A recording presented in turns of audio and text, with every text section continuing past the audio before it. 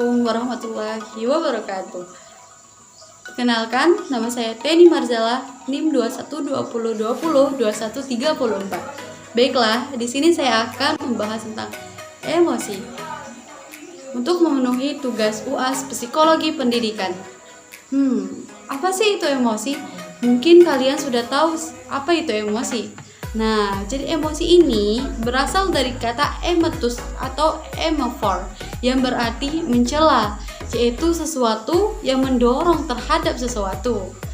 Nah, menurut Crow, emosi merupakan suatu keadaan yang bergejolak dalam diri individu yang berfungsi atau berperan sebagai inner adjustment. Apa sih itu? Yaitu terhadap lingkungan untuk mencapai kesejahteraan dan keselamatan individu.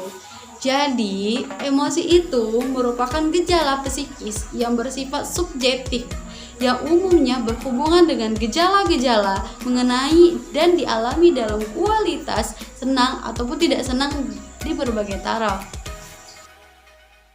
Bagaimana sih emosi menurut Al-Quran?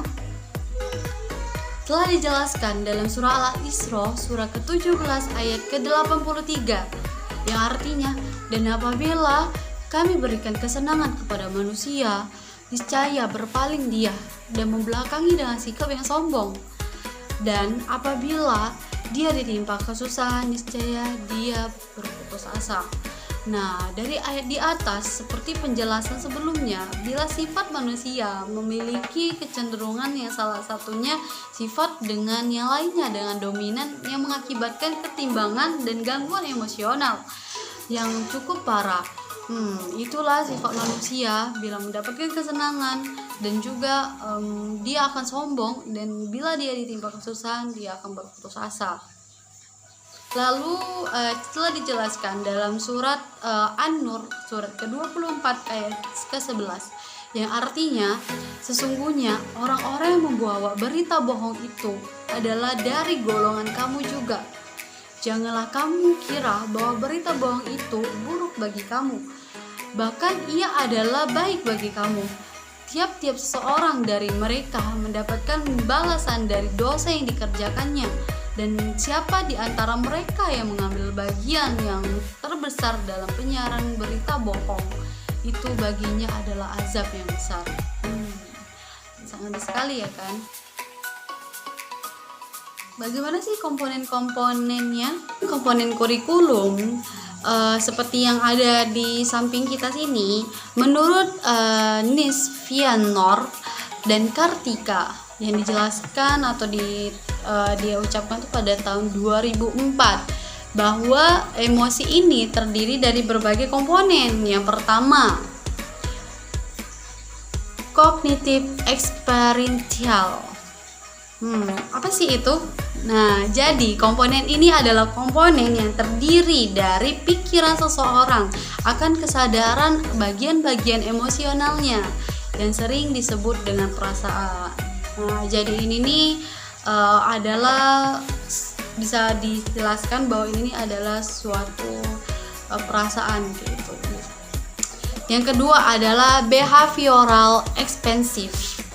Behavioral expensive ini adalah komponen yang terdiri dari perkataan, gerakan tubuh, dan juga ekspresi wajah, postur, dan gestur.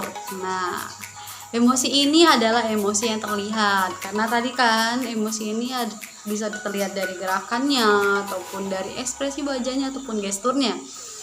Lalu yang ketiga ini adalah psychological, biochemical. Apa sih itu? Nah, jadi ini adalah komponen yang terdiri dari bagian-bagian psikis dan mewakili beberapa tindakan seperti kerja otak, jantung, respon kulit, dan tingkat hormon, yang dimana emosi ini adalah emosi yang tidak terlihat. Ini adalah teori emosional. Nah, teori emosional ini ada 3. Yang pertama adalah teori sentral, dan yang kedua adalah teori peripheral, dan yang ketiga adalah teori kepribadian. Teori sentral ini adalah teori yang dimana Gejala kesjasmanian merupakan akibat dari emosi yang dialami oleh individu. Jadi, individu mengalami emosi terlebih dahulu, baru kemudian mengalami perubahan dalam kejasmaniannya. Menurut teori ini, orang menangis karena merasa sedih. Jadi, teori ataupun pendapat ini dikenal dengan teori sentral yang dikemukakan oleh Kanon. Atas dasar teori ini, yaitu dapat dikemukakan tentang gejala-gejala kejasmanian merupakan akibat dari emosi yang dialami oleh individu. Jadi, gejala-gejala kejasmanian tuh contohnya tuh gejala dari tubuh kita itu terjadi dari adanya emosi tadi. Itu menurut teori sentral. Yang kedua, teori periferal. Menurut teori ini justru sebaliknya. Nah, berbeda dari teori sentral tadi. Teori periferal ini adalah gejala-gejala kejasmani ini bukanlah merupakan akibat dari emosi yang dialami oleh individu, tetapi malahan emosi yang dialami oleh individu merupakan akibat dari gejala-gejala kejasmanian.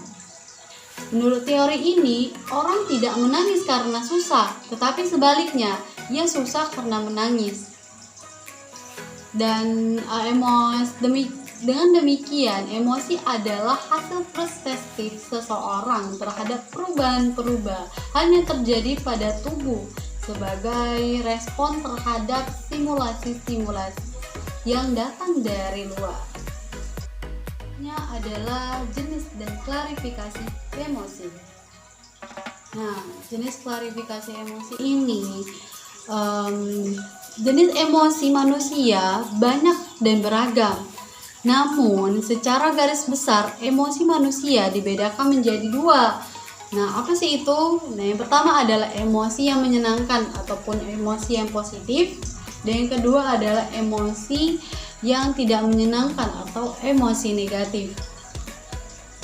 Emosi yang menyenangkan adalah emosi yang menimbulkan perasaan positif pada orang yang mengalaminya. Di antaranya adalah cinta, ataupun sayang, ataupun senang, ataupun gembira, ataupun kagum, dan sebagainya. Dan emosi yang tidak senang atau emosi negatif tadi adalah emosi yang menimbulkan perasaan negatif pada orang yang mengalaminya. Di antaranya adalah sedih, marah, benci, takut, dan sebagainya. Nah, jadi emosi ini menurut jenis-jenisnya ada dua tadi, yaitu emosi senang dan emosi yang tidak menyenangkan. Jenis-jenis emosi menurut Stewart. Jadi menurut Stewart ini, jenis-jenis emosi ini ada 4. Yang pertama adalah senang, yang kedua adalah marah, dan yang ketiga takut, dan yang keempat adalah sedih. Selanjutnya adalah perkembangan emosi. Perkembangan emosi ini melalui tahap-tahap. Yang pertama adalah perkembangan emosi pada usia antara 3-5 tahun. Yang kedua adalah perkembangan emosi pada antara 5-12 tahun. Pertama adalah perkembangan emosi antara anak usia 3-5 tahun. 1. Pada fase ini, anak mulai mempelajari kemampuan untuk mengambil inisiatif sendiri. Nah, anak mulai belajar dan menjalin hubungan pertemanan yang baik dengan anak yang lain, bergurau dan melucu, serta mulai mampu merasakan apa yang dia rasakan dengan orang lain. Yang kedua adalah pada fase ini, pertama kali anak mampu memahami bahwa satu peristiwa bisa menimbulkan reaksi emosional yang berbeda pada beberapa orang. Misalnya, suatu pertandingan bisa membuat pemenang bisa merasakan dan dia bisa merasakan senang, sementara yang kalah dia akan merasakan sedih. Yang ketiga, pada usia ini merupakan masa bermain bagi anak-anak. Pada masa ini, anak-anak memiliki naluri untuk berinisiatif melakukan sesuatu. Nah, inilah yang akan membuat anak belajar mengenai arti dianggapi dengan baik ataupun diabaikan. ditolak ataupun diterima. Bila mereka mendapatkan sambutan dengan baik, maka anak dapat belajar beberapa hal. Nah, diantaranya yaitu mampu berimajinasi serta mengembangkan keterampilan diri melalui aktif dalam bermain. Yang kedua, dapat bekerja sama dengan teman, memiliki kemampuan menjadi pemimpin dalam permainan. Selanjutnya adalah perkembangan emosi pada anak 5-12 tahun. Jadi pada masa ini mungkin dapat disebut pada masa remaja ya. Nah, pada fase ini meliputi pada usia 5-12 tahun, anak mulai mempelajari keadaan dan aturan yang berlaku. Anak mempelajari konsep keadilan dan anak mulai mampu menjaga rahasia. Inilah adalah keterampilan yang menuntut kemampuan untuk menyembunyikan informasi-informasi. Dan yang kedua, anak usia 7-8 tahun, perkembangan emosi anak telah mengintermelasikan rasa malu dan rasa bangga. Dan yang ketiga adalah usia 9-10 tahun. Anak dapat mengatur ekspresi emosi dalam sosial dan dapat merespon stres emosional yang terjadi pada orang lain. Selain itu, dapat mengambil emosi negatif seperti takut ataupun sedih, dan juga anak belajar apa yang membuat dirinya sedih, marah ataupun takut, sehingga belajar beradaptasi agar emosi tersebut dapat dikontrol. Selanjutnya adalah permasalahan emosi pada siswa atau pada anak ya.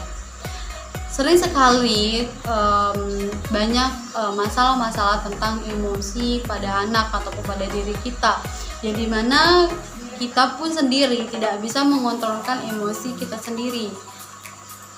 Permasalahan pada siswa ini meliputi yang pertama adalah kecanggungan dalam pergaulan dan kelakuan dalam gerakan, karena telah ada perubahan fisik yang mencolok. Maksudnya di sini mereka ini sudah remaja, jadi mereka sudah mulai adanya kecanggungan dalam pergaulan. Dan yang kedua adalah ketidakstabilan emosi, sehingga sering bentrok dengan teman-teman. Sering sekali anak-anak itu berantem. Nah, hal ini merupakan akibat dari emosi yang tidak bisa mereka kontrol. Dan yang ketiga adalah adanya perasaan bangga akibat perubahan pandangan dan petunjuk hidup. Jadi di sini adalah adanya perasaan hampa. Maksudnya di sini mereka tuh mungkin pada siswa ini akan adanya masa-masa di mana mereka itu tidak dibutuhkan kayak itu. Dan yang keempat adanya sikap menentang orang tua karena telah memiliki pola pikir sendiri. Jadi pada masa ini emosi pada siswa ini mulai mengakibatkan siswa ini menentang orang tuanya sendiri, atau misalkan mereka disuruh mereka tidak mau seperti itu. Dan yang kelima adalah pertentangan di dalam dirinya sering menjadi pangkal penyebab pertentangan dengan orang tua. Dan yang keenam adalah senang bereksperimentasi dan mencoba banyak hal. Jadi pada masa ini banyak siswa yang ingin mencoba hal-hal yang baru, karena ini adalah pada masa perkembangan ya. Dan yang ketujuh adalah senang bereksplorasi. Dan yang terakhir adalah mempunyai banyak fantasi, khayalan, dan guala. Dan juga kecenderungan membentuk kelompok dan kecenderungan kegiatan berkelompok. Maksudnya di sini kan sering sekali pada siswa yang di sekolah tuh kan dilaksanakannya kerja kelompok untuk meningkatkan silaturahmi dia dengan teman-temannya, seperti itu. Pasti kalian bingung bagaimana sih cara mengendalikan emosi kita. Mungkin banyak dari beberapa kita yang ingin mengendalikan emosi kita, tapi kita tidak tahu bagaimana sih caranya. Nah, di sini saya akan menjelaskannya ya. Cara mengendalikan emosi. secara psikologi. Nah, jadi mengendalikan emosi ini ada beberapa cara menurut psikologi. Yang pertama adalah memilih situasi. Maksud di sini adalah hindari keadaan yang dapat memicu emosi, terlebih emosi yang tidak kamu inginkan. Jika kamu tahu bahwa kemungkinan besar akan marah ketika sedang berburu-buru atau ketika sedang menunggu seseorang, maka persiapkanlah hal itu di awal. Maksudnya di sini adalah ketika kamu lagi marah, nah kalian tuh keluarlah dulu dari tempat yang kalian marah tadi, seperti keluarlah dulu dari rumah atau sesuatu yang tempat lebih cepat sehingga kamu tidak akan marah atau tidak terasa buru-buru. Jika kamu akan marah ketika akan menunggu seseorang, maka bicaralah dengan seseorang tersebut untuk datang tepat waktu, dan jika tidak bisa menghindarinya, maka bertemulah dengannya. Yang kedua adalah memodifikasi situasi. Nah, apa sih itu? Mungkin kamu ingin coba mengurangi rasa kecewa.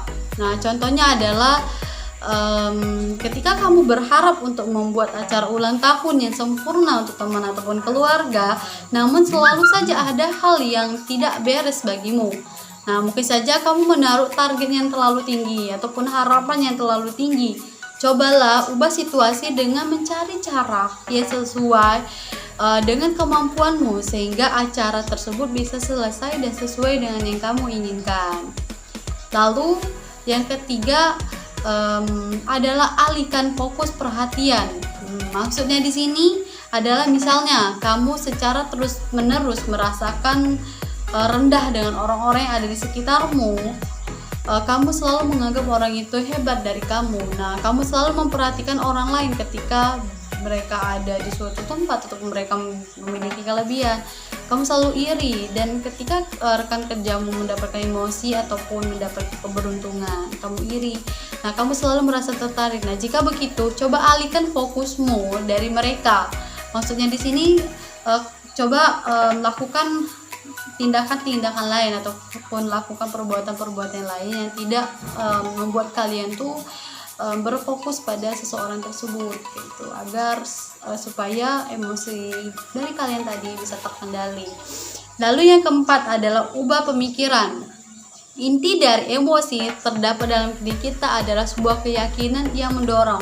Nah, kamu merasa sedih ketika kamu yakin telah kehilangan sesuatu, dan kamu marah, dan kamu kemudian memutuskan bahwa tujuan kamu itu telah gagal. Kamu mungkin tidak dapat mengubah situasi, namun kamu dapat mengubah pemikiranmu. Maksudnya, kamu bisa mengubah pikiranmu yang mengarahkan pada kesedihan atau ketidakkebahagiaan tadi dengan pikiran yang membawa kegembiraan. Nah, jadi ketika kamu merasa sedih, maka ubahlah pikiranmu. Ubahlah, pikirkan sesuatu yang menyenangkan sehingga kamu tadi tidak merasa sedih kayak gitu. Lalu ubah respon. Ubah respon ini adalah jika keempat pendekatan yang tadi itu tidak berhasil, nah maka langkah yang terakhir yang bisa kamu lakukan adalah mengendalikan responmu. Jantungmu mungkin akan berdetak lebih kencang karena sensasi tidak menyenangkan saat kamu merasa cemas ataupun marah. Nah, cobalah untuk tarik nafas dalam-dalam, kemudian tutupkan matamu dan tenangkan dirimu. Nah, hal ini juga berlaku jika kamu tidak dapat berhenti tertawa ketika kamu sedang dalam rapat yang serius. Maksudnya, ketika kamu sedang emosi ataupun sedang tidak bisa menenangkan diri, maka saran dari psikologis tadi, kamu tenangkan diri kamu, tarik nafas dalam-dalam, kemudian tutupkan mata dan tenangkan diri. Sekian dari saya, terima kasih, semoga bisa bermanfaat bagi kalian semua. Sekian, wassalamualaikum warahmatullahi wabarakatuh.